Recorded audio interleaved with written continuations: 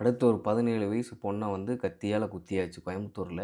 கோயம்புத்தூர்ன்னு கிடையாது. திருத்தணியில சம்பவம் நடந்துச்சு 2 சம்பவம். திருவள்ளூர்ல நடந்துச்சு. பேக் டு பேக் ஏதோ எலக்ஷன் டைம் வர்றதுக்குள்ள முடிஞ்ச அளவுக்கு எத்தன பேர் முடியுமோ அத்தன பேரையும் வெட்டுவோம். அப்படிங்கிற மாரியான சிச்சுவேஷன்ல போயிட்டுருக்கு. அண்ணா யூனிவர்சிட்டி ரேப் கேஸ் என்ன ஆச்சுங்கிறது தகவல் இன்னி வரைக்கும் எந்த மீடியாலயும் எதையுமே போடல. அதே மாரி பார்த்தீங்கன்னா, கோயம்புத்தூர்ல நடந்த அந்த சம்பவம் இதுவரைக்கும் நம்ம எஸ்ஐஹெச்எஸ் காலனியில நடந்த அந்த ரேப் சம்பவத்த பத்தி இன்னும் எந்த டீட்டெயில்ஸும் இல்ல. அத அப்படியே விட்டாச்சு.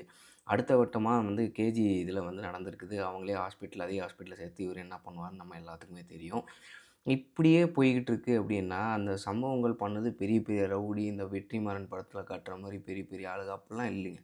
எல்லாமே சின்ன பசங்க. வெறும் போதைப் பொருள் உபயோகம் அதிகமாயே பண்ணியிருக்காங்க. ரீசென்ட்டா கோயம்புத்தூர்ல வச்சு அப்படி வெட்டியிருக்கானுங்க நடு ரோட்ல. டெலிவரி பாய போட்டு அந்த வேளச்சேரியில வெட்டினதெல்லாம் வந்து ரொம்ப வேதனையா இருக்கு. இவ்ளோ சர்வசாதாரணமா வயது முதியவர்கள், சின்ன பசங்க, பொம்பளைங்க பார்க்காம சரம் மாரியே வெட்டுறாங்க. இதெல்லாம் வந்து தமிழ்நாட்டுக்கு ரொம்ப புதுசு தான். ஆதி காலத்துலேருந்தே இந்த மாரி சம்பவங்கள் பல நடந்துட்டு இருந்தாலும், இப்போலாம் வீடியோ இருந்து, கேமரா இருந்து, சிசிடிவி இருந்து எந்த பயமும் இல்லாம இந்த அளவுக்கு தாக்கலாம் அப்படின்னு வந்தா, ராத்திரி 6 மணிக்கு மேல இனிமே வெளிய போக்கூடாதுங்கிற காலகட்டத்த நோக்கி போயிட்டுருக்கு.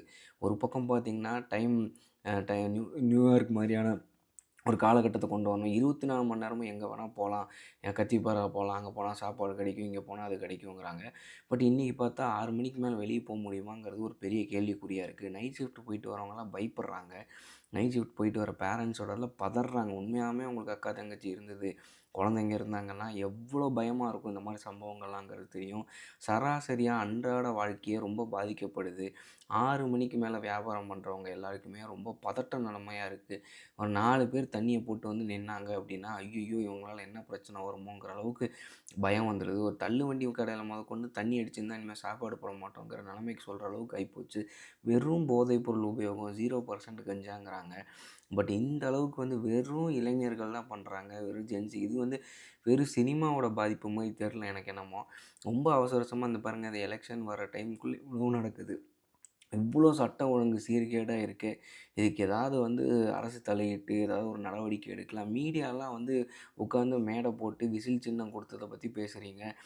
இத பத்தி அன்வான்டட் டாபிக் எவ்வளோ முடியுமோ அவ்வளோ பேசுறீங்களே தவிர, எதுவுமே முக்கியமான விஷயங்களுக்கு விவாத மேடையில போடுறதில்ல. எந்த ஒரு முக்கியமான சம்பவங்கள பத்தி யாரும் பேசுறதில்ல. யூடியூபோட ஓப்பனா பேசுற ஒரு மீடியம் வந்து இன்னைக்கு இல்லவே இல்ல. இதே நிலைமை நீடிச்சதுன்னா எப்படி மத்தவங்கலாம் சர்வைவ் பண்ணுவாங்க? எப்படி பொம்பள புள்ளைகள தைரியமா வெளிய அனுப்புறது? உங்களுக்கு யார வேணா வெட்டுறீங்க வயசானவங்கள கூட எப்படி அனுப்புறதுன்னு எனக்கு தெரியல. இதுக்கு என்னதான் சொல்யூஷனுங்கிறது எனக்கு சுத்தமாவே புரியல. மீடியா அட்டென்ஷன் எப்ப தான் கிடைக்கும்? அப்படிங்கிற ஒரு கேள்விக்குறி வந்திருக்கு. ரொம்ப வேதனையா இருக்கு.